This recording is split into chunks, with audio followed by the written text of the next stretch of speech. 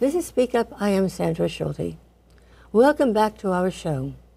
Today, I have the greatest pleasure to have Peter Huessy back with us again. Peter Huessy specializes in geostrategic analysis. To me, that means the factors that are important to the defense of our country, keeping us safe, keeping us prosperous. Mr. Huessy has 55 years of experience in the factors that keep our nation safe and strong. They include the National Institute for Deterrence Studies. He was advisor to the Secretary of the Air Force. The Mitchell Institute of Aerospace Defense Studies. While at Columbia, he worked at the United Nations Environment Program's Office of Energy and the Environment. He has made numerous guest appearances on the John Batchelor Show. This is only a sample of the places where he has given his service. Peter, your specialty is geostrategic analysis. What does that mean? It's a combination of what are strategic threats, which are the big ones, plus how is it affected by geography. Because you have to talk about places and the subject things. So it's a combination of the two. And it involves primarily Russia, China, Iran, and North Korea. It involves nuclear, space, missile defense, and energy are the four areas I concentrate in, because I think those are the ones that are so connected, that are the most serious threats we face. What happened in Europe in terms of oil and gas when Russia invaded the Ukraine, despite the Europeans moving towards renewables, and after they had closed down their coal mines? Well, what's going on in this world this is what's here in New York, but also my former home state of Vermont and other states. There are about 13 states. They've decided they want to sue the oil and gas industry for the harm caused by climate change. Now, it's a swindle, but it's an artful swindle. And what they're going to measure it against is the tobacco settlement. They want to find a judge somewhere who will say, yes, the oil and gas industry didn't tell us how bad it is going to be with respect to climate change. So what Vermont did is from 1996 to 2024, they added up all the costs of hurricanes, earthquakes, tornadoes, floods, everything having to do with climate, multiplied it by some number, and they've come up with $21 trillion of damages. But here's the trick. They're selling shares into a hedge fund. They're selling shares, oh my God.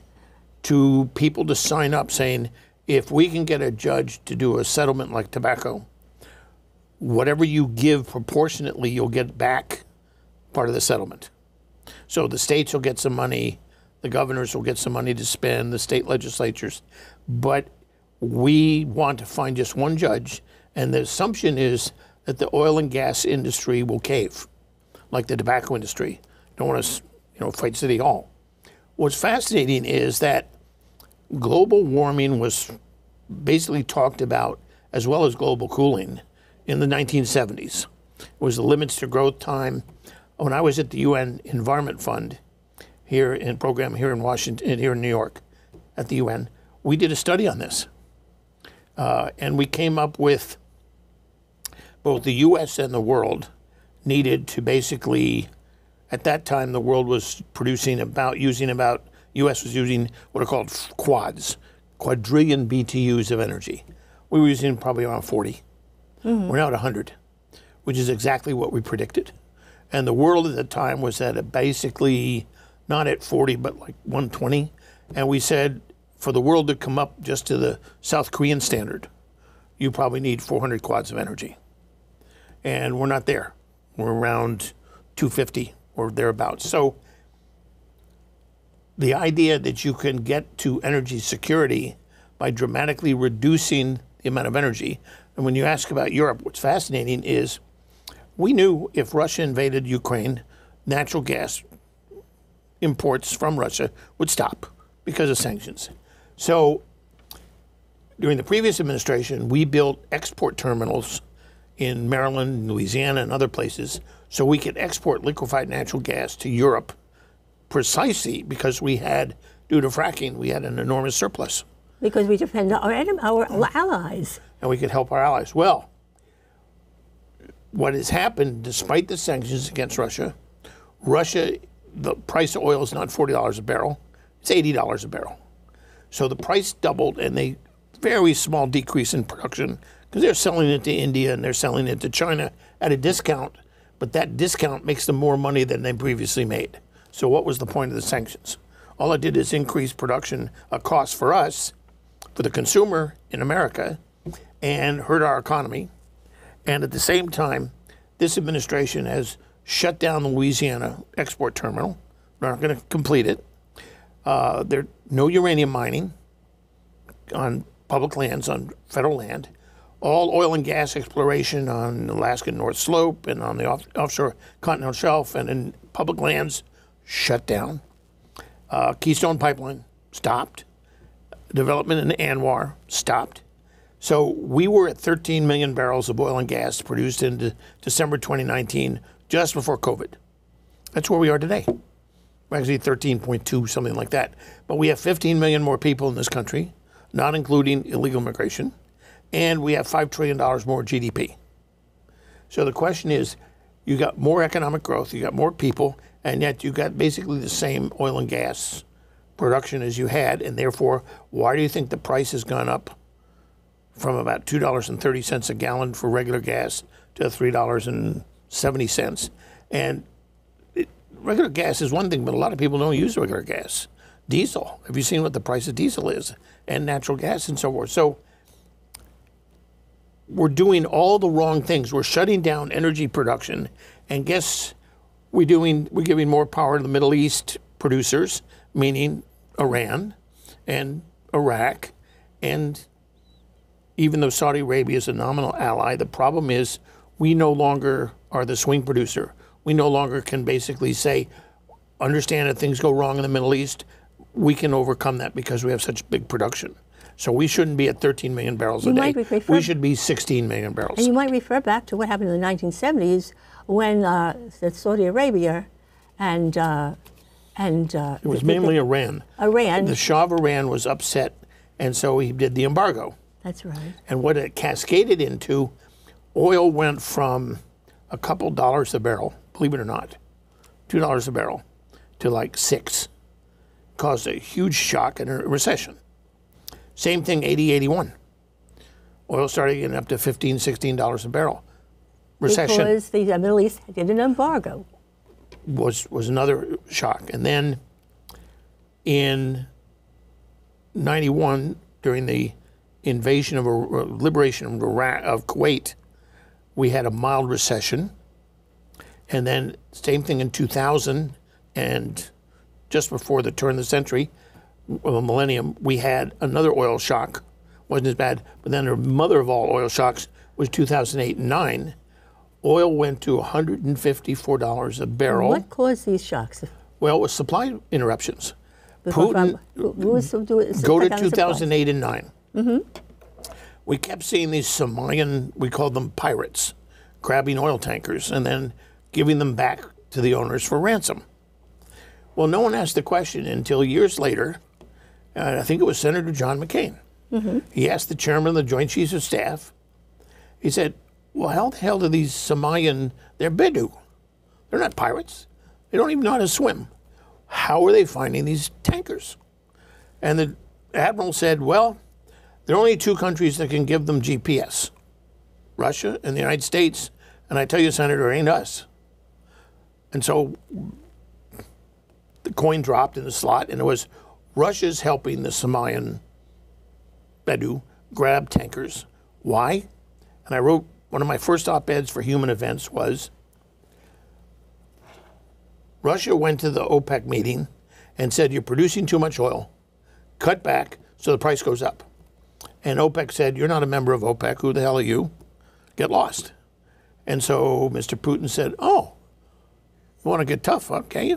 So they had Spetsnaz units of the Russian Navy train these Somalian pirates to go grab tankers and they grabbed the largest tanker in the world, the U.S. Sirius Star, owned by the Saudi Arabian government, biggest tanker in the world. And they grabbed it, and they asked for a ransom of $200 million. Previously, they were asking for $2 million, $3 million, peanuts. But they had lawyers in Britain, in their law firm, set up to accept the money. So this is very well coordinated. And the Saudis called the United States Navy and said, you got to help us because we ain't paying any $200 million because once we pay that, we'll keep paying forever. So God love our United States Navy. They waxed the Somalian pirates, got back the U.S. Sirius Star. But oil on July 4th, 2008, happy birthday, America, oil hit $148 a barrel, highest ever. We had this massive economic implosion, as you know, added into the real estate problem and all the Wall Street problems, okay?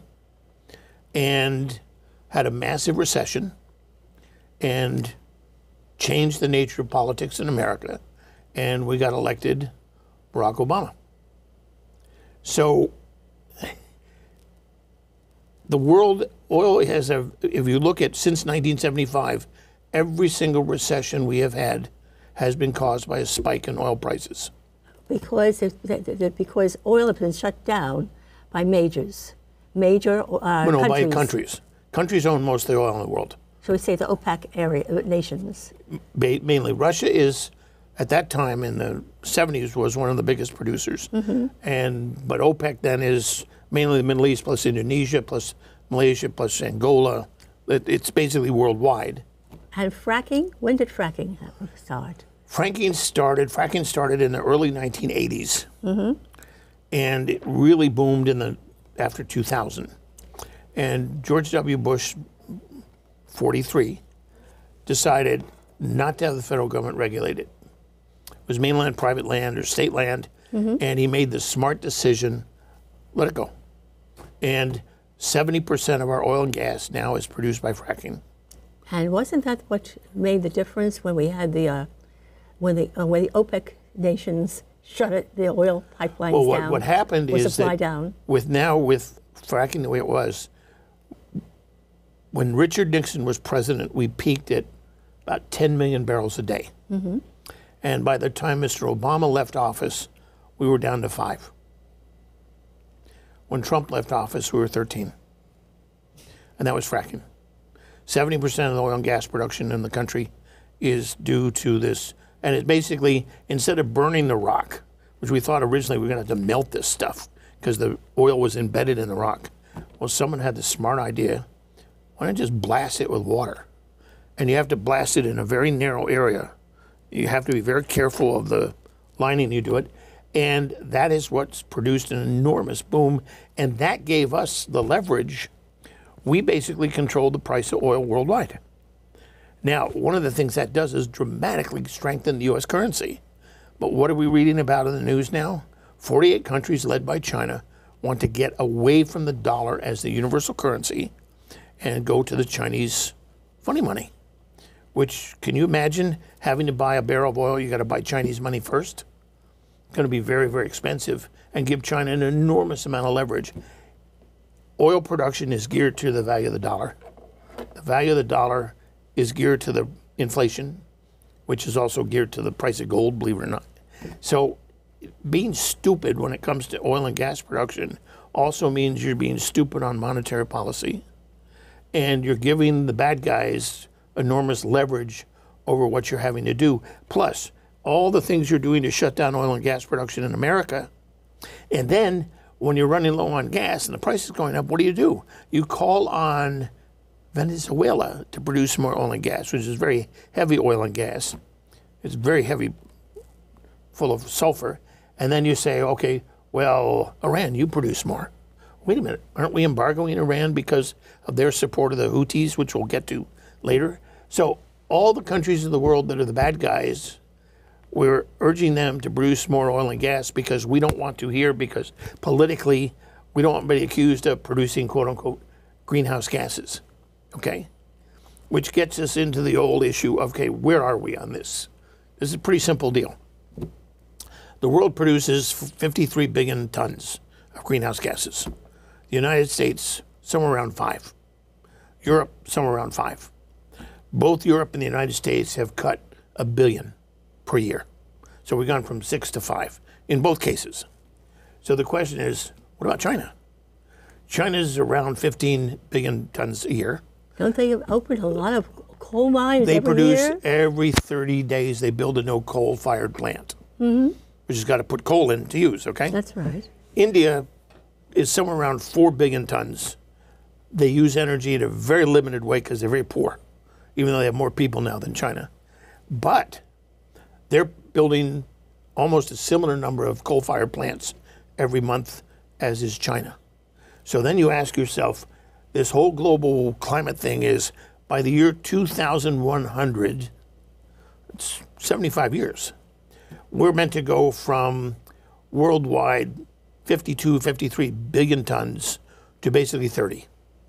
That supposedly is going to cut the temperature from going up 4 degrees centigrade, it'll only go up 2 degrees centigrade.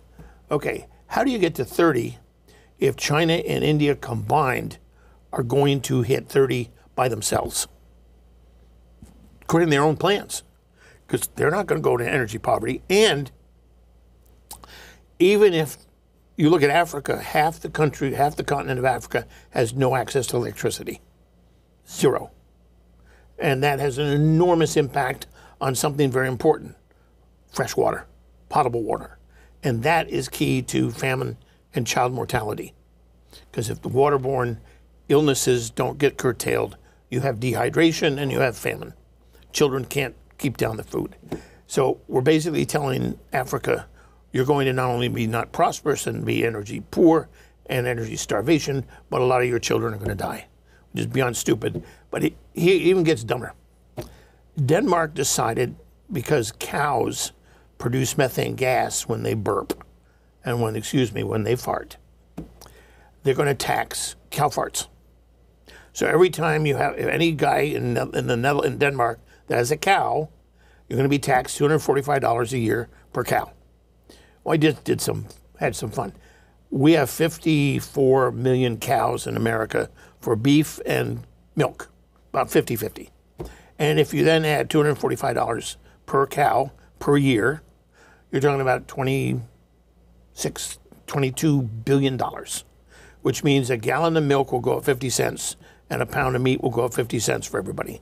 And overall, you're talking about $300 or $400 a year added costs. But what if the argument being, if we don't need 100 quads of energy, which is what we use a year.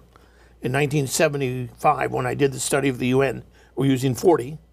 And that is, 40 is, if you just did renewables and nuclear and hydro, you could produce maybe 40 quads of energy. Well, how do you cut 60 quads of energy, 60% of your energy? If you double energy prices, electricity prices in America and energy, the cost per family is not going to be $18,000 a year. It's going to be $36,000 a year. Where do people have the extra $18,000? Okay, now, give you another example, not just taxing cow farts. Sri Lanka decided, since nitrogen fertilizer is made with natural gas, they would stop the production of nitrogen fertilizer. Well, the farmers rebelled because they said, you're going to put us out of business. So they marched on the Capitol. This is fascinating. And they went to the Prime Minister's house, who proposed this, and they burned his house down. Now, he wasn't in it. He had fled. So then the Netherlands said, we're going to do this too. And they had the same, all the guys with tractors. The Netherlands produces more food per acre than any other place in the world. Not just food, but flowers and all sorts of crops. Very energy intensive. And I don't know where they recently had elections which the ruling folks that were thrown out and the people with common sense. But Canada wants to ban nitrogen fertilizer, which means they're going to starve because they don't, rain-fed agriculture without any fertilizer is like, are you crazy? Because irrigation is, center pivot irrigation is propelled by what? Natural gas. So if you get energy, agriculture is very energy intensive. That's why when energy prices go up, food prices go up quite dramatically. And we already know energy prices went up 34% from 2020 to 2021. And we saw what that did to inflation. We saw that did to the, now you want to buy a home, instead of buying a mortgage rate at 3%, you got to pay 7.5%, which I was thinking of refinancing, building a home out in near Gettysburg, and I would pay an extra $2,000 a month, almost doubling my mortgage payment, including taxes and everything on that, just to move to further out from Washington, D.C., 80 miles versus 15, which I can do because I don't have to be in D.C. that much. So when you look at everything we're doing, it's playing in the hands of those who are producing energy, like China, like India. I don't see as an enemy, but we're giving Iran and Russia, the big energy producers, and Iraq and other kind of Venezuela, we're giving them a huge amount of money, ka-ching, ka-ching, in their pocket, which otherwise would not be there.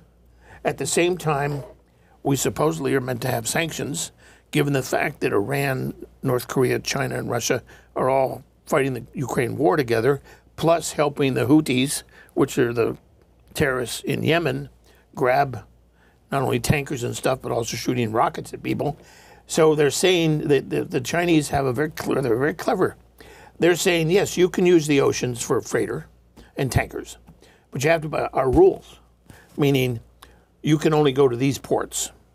You can't. Now, how do they control that? Would you explain? Well, one of the things they do is they grab ships. They say, here are the deals. How do they do that? Well, they have GPS. Which is controlled by the satellites. Satellites. And the only people that have that are the United States, Russia, and maybe China. The Houthis don't have GPS. So they grab tankers and freighters and say, here are the rules. We're a toll road. If you pay the toll, you get to go through the Suez Canal and the Red Sea. And if you don't play by the rules, you got to go around Africa, which raises, according to Maersk, the Danish shipping company, the largest shipping company in the world, it raises the price by 40%, which means those who don't play by the rules are at a disadvantage. Their freight costs go up 40%. And the rules are basically... And the Chinese basically are saying, we are making the rules.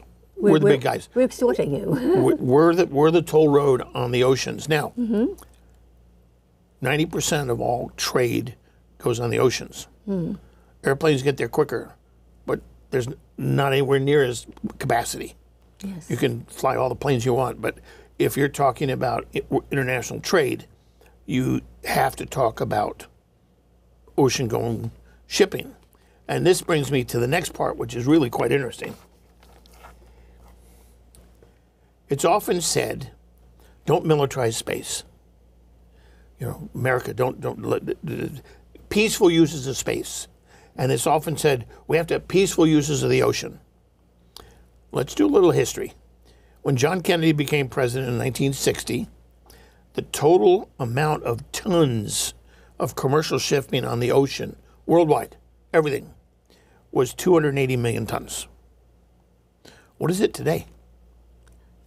12 billion. Okay? A factor of about 50 times. Now, who patrolled the oceans during that entire period and made them safe for commerce? The United States Navy. We militarized the oceans to make them safe, just like you put police in the neighborhood to keep crime down. What happens when police withdraw? Crime goes up. What happens when you defund the cops? Crime goes up. Okay? Same thing in the oceans. If there's no consequences for piracy and bad behavior, piracy will go up. Yes. And recklessness on the ocean. Now, the thing is, the Houthis are engaging in piracy, as is Russia, as is China. What's the one crime you don't have to go to a jury or a judge? Piracy. If you do piracy, I can grab you on the high seas, take your captain, hang him, and make him walk the plank and shoot him. That's it. And I, as a captain of the ship that grabs him, total authority. It's recognized in international law. But why are we letting the Houthis, the Iranians, the Chinese, and Russians get away with basically piracy? Because we're worried about escalation. Now that gets to Satellites being shut down. what I do for a living, which is deterrence. If you don't deter bad actors doing bad things, they will continue to do bad things and escalate. In 2014, Putin invaded Ukraine. Instead of helping Ukraine, America put an embargo on arms to Ukraine. Said anybody who sends arms to Ukraine, you can't do business with America. And then we relented and we decided, well, we'll send them blankets. What do you think Putin thought about that? Left. Said, well, if I can take Crimea in 2014, and then Mr. Trump got elected, and it was like, I don't think I'm going to risk I think one of the worst things going after him. So in 2022, in December 2021, just a couple months before, the administration was asked, well, what are you going to do if Mr. Putin invades Ukraine? And the answer was, well, it depends on how much he takes. Now, this was just days after saying Ukraine should join NATO. Well, wait a minute. Why do you want him to join NATO if you're going to let Putin grab a little bit? Well, a little bit in our eyes may not be the same as what Mr. Putin thinks. So what did he do in February 2022? He took the Donbass region and other part, okay.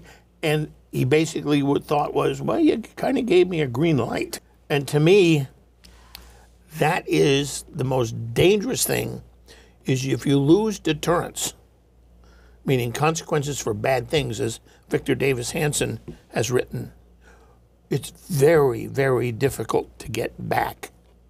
And when you look at world trade, that the Houthis are basically thumbing their nose at the world, but China's in the background. They're the big shots. You're talking about 11 billion tons of trade. Almost 2 billion tons is oil and gas, about a sixth. And you're talking about a value in the trillions, $2 trillion oil and gas traded every year. And you're giving the bad guys the opportunity to go after it. And if China controls that, America loses access to the entire Pacific.